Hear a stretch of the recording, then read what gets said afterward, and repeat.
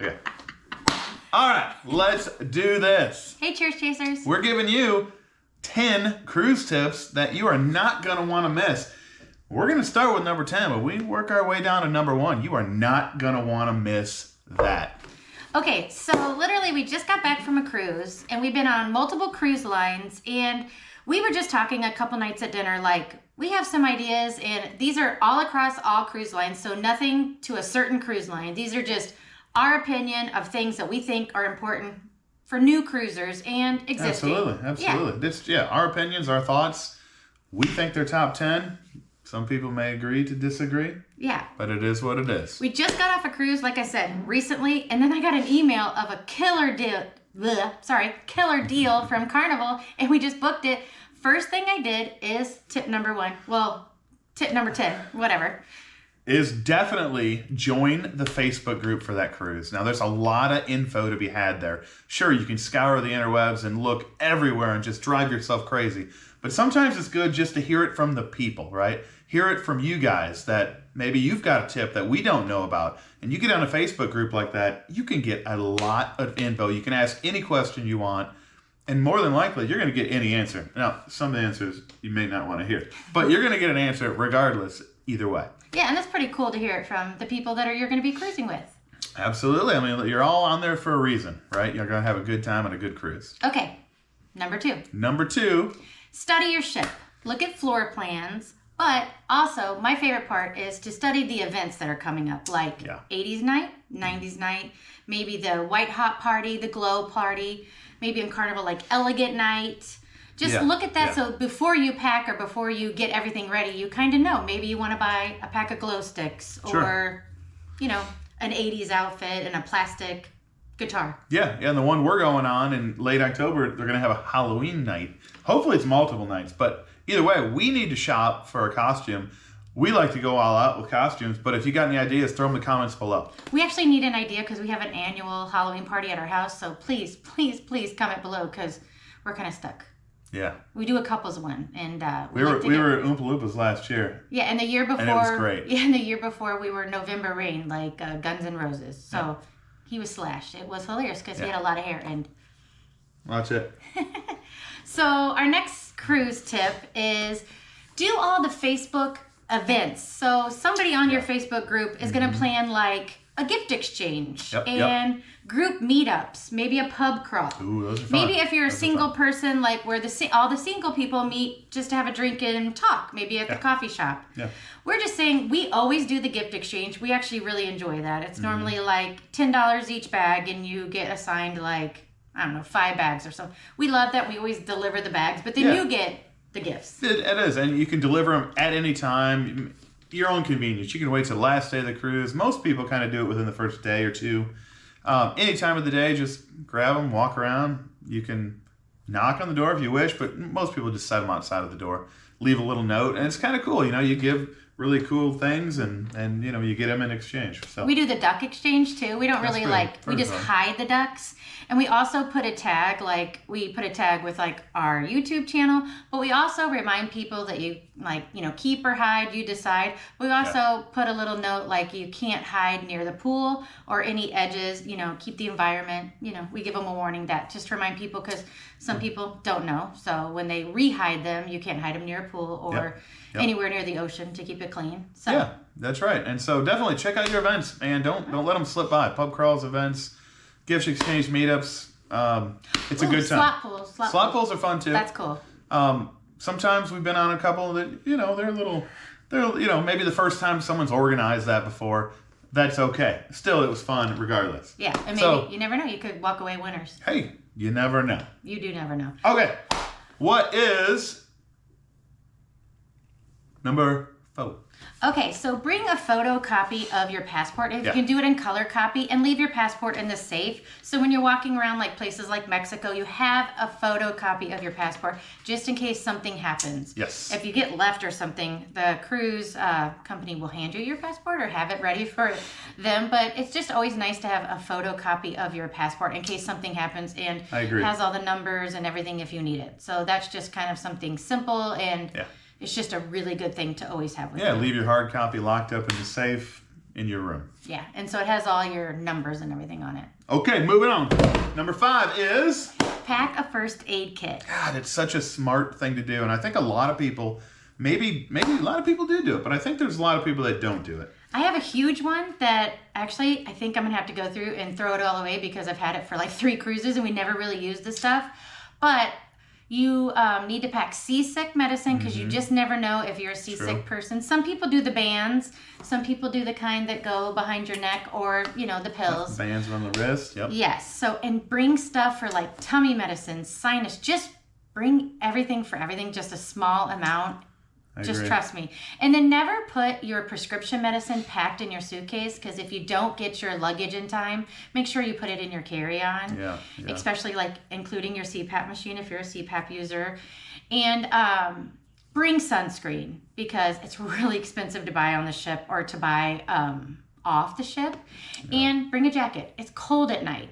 We always pack it. We don't necessarily always wear it. But however, I'd be bummed if I needed it. In Caribbean and it's breezy. I agree. It's breezy at night. It can be. And some other things we want to tell you to pack are magnet hooks. They are Those are huge. Yes, you can put your lanyard, hats. I always hang all of our hats. I like to decorate our room. I do a theme every time because I'm a little extra. Mm-hmm. And we do that. What else do we hang? We hang a lot. Everything. Sunglasses, hats. Yeah. I can hang a shoe organizer behind my bathroom, and we put everything in those shoe organizers. And the room organizers. decorations. God, decorate your room if you haven't done that before. It's super fun. Go to the dollar store or wherever. Go to Amazon and buy a bunch of good stuff and hang it up. Let's face it. You're on vacation. You want to have a good time. Make the environment fun. It is fun, right? And it's super cheap, especially if you go to the dollar store. There's something else. Bring straws. Oh, okay? Yes. Because some cruise ships, I won't name specific cruise ships. Some of them, they give you these. They're great. They're biodegradable straws for the environment, which I get it. But they are crappy. They are crappy. So you can bring a metal straw. We always bring them. We don't always use them. Some cruise lines, they give you a good straw, legitimate straw, which is nice to have. We were in Norwegian, and they were biodegradable, but they still felt like a plastic straw. They did. And they did not Those were good ones. I guess we're naming. So I'll name it. I'll name Carnival straws. They're not good. They're not good at all. But they're good for the environment. Whatever. It is what it is. So bring some straws if you wish. Cash for tips. So that's on the fence with a lot of people. Yes. So you can prepay your service, but we prepay always. It's just that's who we are. Yeah. But we also bring cash for tips. And truthfully, we do it because let me just tell you, they remember you. And so when we walk up, let me just tell you, they come straight to us because we're tippers. We're not talking $5 a drink. It's $2 a drink or $1 a drink. Yeah, usually $1 a drink's what we're not we tend to go to. We're not big spenders. So yeah, but they don't forget you. And you know what? They're not making as much as a lot of people make, and they are working. Now, granted, it's their choice to do the shift, the 6-7 month tours or whatever they call them. However, it's a nice gesture to do it, and like your room stewards, they're cleaning your room. Oh yeah, we always write them notes, so we love doing that. At the end of the week, we give them a tip. We don't tip the room stewards every day. No, we don't. But at the end of the journey, the trip, we do give an envelope and say thank you for everything you've done for us. And I always decorate it. I'm extra. I can't help it. Okay. It's true. So the next tip is do things the first day, embarkation day, like the ropes course, roller coaster if you have one, go-karts if you have it, the slides. The reason I'm saying do it the first day is sometimes weather shuts that stuff down when you get down by the Bahamas or when you get into weather. And so we just ran into that, and Norwegian had a wicked cool ropes course. And we were with our daughter. She's 26. We all had brought our tennis shoes. We were ready. It was closed every day we were there due to wind. Just too windy. And it was open the first day, and we didn't even follow our own advice. True. We were it's just going to be beautiful weather. We had a great forecast. We never got to do it. We didn't even follow our own device. I know. Advice. And there was this one where you had to hold the ropes. I mean, they were this way. We should have watched this video first, and we would have known to do it. That's for sure. So, and then also on port days, when people are off, every once in a while they'll open that stuff. So keep an eye out for that. But sometimes weather can let you down. So if you can do it on day one when you're exactly where you are, wherever you're sailing from, and that's open. especially embarkation day, that's your chance to do all that that's stuff. the big one. So most people on embarkation day, they're going to the bar, like they're flocking to the bar, or the pool. They're doing reservations, which is another big thing. Do reservations as soon as you get on the ship. Once you get that done, go do the fun stuff. Go do the ropes, the roller coaster. Those days, those port days, will be the least line, the least amount of wait. If you wait till you're at sea a little bit, the lines are going to grow. No, they're not horrible. You can still do it in a legitimate amount of time. However, if you want to take advantage of it, do it on the main port day. Okay, so we kind of messed up. What's the number one thing? Our next tip, David, it's not the number one. We're not giving away number one. No. The number one thing you must do when you get on the cruise ship. It's right there. Oh, number one, do the muster drills. Take care of it. Just get it over with. We all have to do it. And let me tell you something. If you don't do it, they will find you and they will call you on the PA system and they will not leave until everybody is signed off on it. So get it done. Don't be that person. Don't be that person that holds them up. I'm just saying, get it done. Nowadays it's so easy. Norwegian was a breeze. Oh yeah, we had to watch a video at our house as we checked in. During check-in, you watch a video, then you go to the muster station when you get on. It's right on your card when you get on the ship. And you go there and they basically sign you off and say this is where you meet in case of an emergency. See you if we see you. Get it done with, move on, enjoy your cruise. Number 8, my young lady, shall be... Okay, so the next one is plan your excursions with your cruise line because they will not leave you. If you do not plan with your cruise line... And you're running a little behind schedule... This is what I said in big bold letters. Bye! Get your butt to the cruise port on time because the cruise line will leave you. You know what the captain's going to say to you? Bye! He'll do it. He don't care. You are going to be the pier runners. And trust me, if you're a first-time cruiser, Google pier runner. Watch those videos because those things are funny. And you're going to be like, I don't want to be that guy. You can laugh at the cruise runners, or the pier runners. The pier runners. You don't want to be one. No, you don't want to be a pier runner. Truthfully, we always go to Mr. Sancho's. It's in the Cozumel port. And we take the risk because we enjoy Mr. Sancho's so much. That is not through the cruise line. That's true. Outside of the cruise line. So we take the risk, but... Be responsible. Yeah, he has a watch that is set always on boat time, and he sets an alarm on the watch, and then all of us set our cell phones to the time. So we have like alarms. Just in case we're at the swim up bar and we're not paying attention, we set like 3 alarms because our very first time at Mr. Sancho's, we did not. And let me just tell you, we barely made it. We cut it close. And don't cut it close. We just weren't paying attention, and it wasn't that we were even drinking that much. We're having so much fun. We weren't even paying attention. We're having a great time. Yeah, so... That was our very first. So learning from our mistakes. So and if this is your first cruise, definitely when you're at a port of call, definitely when it's your 5-10 minutes from leaving that port, flock to the edge and watch for pier runners. That's super fun. Everybody does it, and everybody is cheering to see one. Most of the time you don't. However, it's happened quite a few times. And you're gonna find all your everybody on your cruise line with you, flocking to the edge. It's good. It's good fun. It's kind of like a bonding. Okay, young lady, number 9. What's it gonna be? I am the money person of our family. I'm the cheapo. I can't help it. I'm the So what I do all during my cruises, I check my cruise account a lot. And I do it on the TV, or I go down and check, like at Carnival, I will check the little machines, and Norwegian I would check. And what I do is I just check it to make sure there's something that maybe they didn't charge me, or if they put something on my account. And Norwegian, we had dining credits, but my daughter didn't have them, and I just wanted to make sure they didn't charge us too much. Watch out, because the cruise, what you pay for is not exactly what you're going to walk away. You're going to have a bill after the cruise. Definitely. A lot of things cost on board. Our very first cruise years and years ago, we were shocked because we thought, we paid off our cruise. It's going to be great. And then we had this huge bill.